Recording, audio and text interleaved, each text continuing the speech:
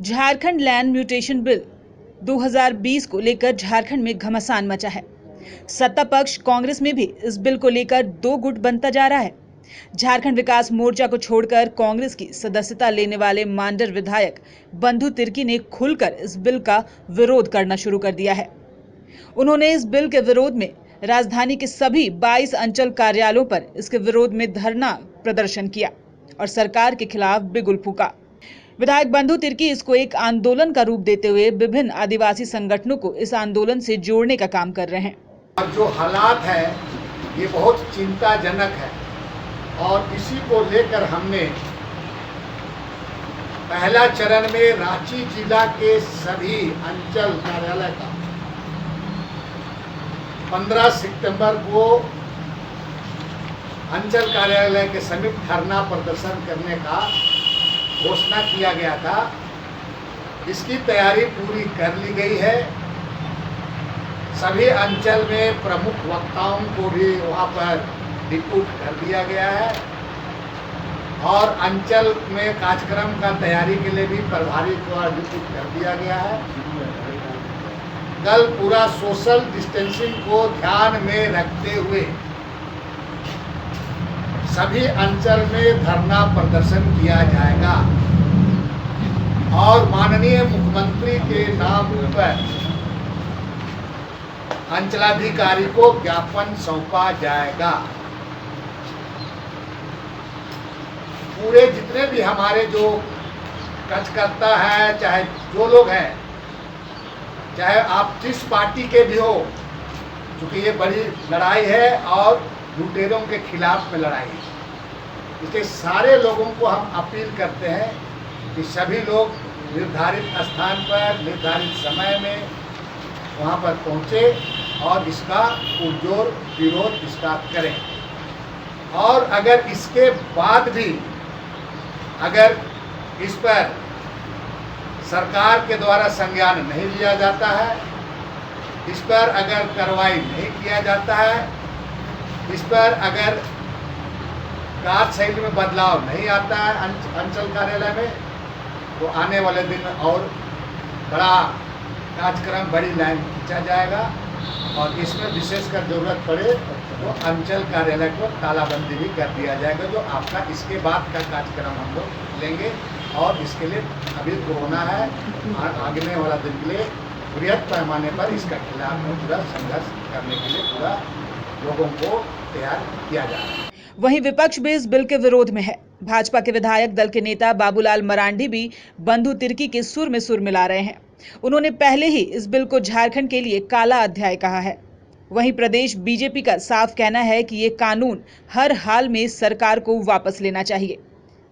जल जंगल जमीन को बचाने के वादों पर राज्य में सत्ता पर काबिज हुई महागठबंधन की सरकार ने ऐसा निर्णय लिया है जिससे जमीन से जुड़े हुए मामलों में अगर पदाधिकारियों के द्वारा कोई भी गड़बड़ी की जाती है तो उनके खिलाफ कोई कार्रवाई नहीं होगी, जो सीधे तौर पर जनता के अधिकारों का उल्लंघन है।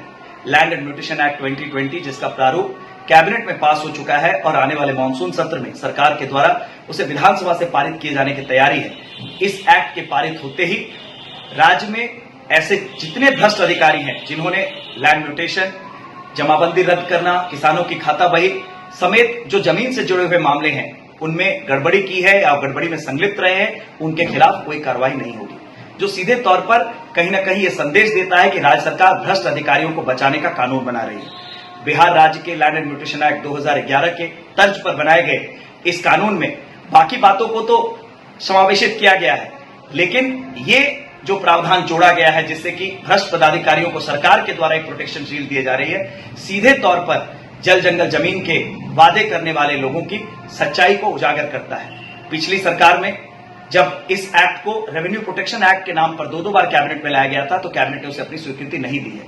आज ये सरकार हर अपनी गलती के लिए पिछली सरकार को दोषी ठहराने की जो प्रवृत्ति विकसित कर रही है, इस सरकार को जनता को बताना चाहिए कि किसके दबाव में भ्रष्ट पदाधिकारियों को बचाने के लिए इस तरह का कानून लाया जा रहा है। भारतीय जनता पार्टी इसकी तीव्र भर्त्सना करती है और माननीय मुख्यमंत्री महोदय से मांग करती है कि अविलंब इस एक्ट को निरस्त किया जाए और राज्य की जनता का जो अधिकार है कि भ्रष्ट अधिकारियों के खिलाफ जो जमीन से जुड़े हुए मामले हैं जिसमें जनता को तड़पाया जाता है, जनता को प्रताड़ित किया जाता है, ऐसे मामलों में भ्रष्ट अधिकारियों के खिलाफ कानून को जो कार्रवाई करने का अधिकार है। सरकार इस विरोध को गलत बताते हुए इसे झारखंड के लिए अच्छी पहल बता रही है। प्रदेश कांग्रेस की ओर से कहना है कि भाजपा इस पर भ्रम फैला रही है। इस बिल में ऐसा कुछ नहीं जिससे जल जंगल जमीन छीन जाए। ये तो 5वीं अनुसूची का क्षेत्र है। देखिए, ये लैंड म्यूटेशन एक्ट जो आने वाला है, ये जो लोग गुमराह कर रहे हैं, दिग्भ्रमित कर रहे हैं, सारे लोग इसमें जो है जिम्मेवार होंगे। कोई जिम्मेदारी से बच नहीं सकता है।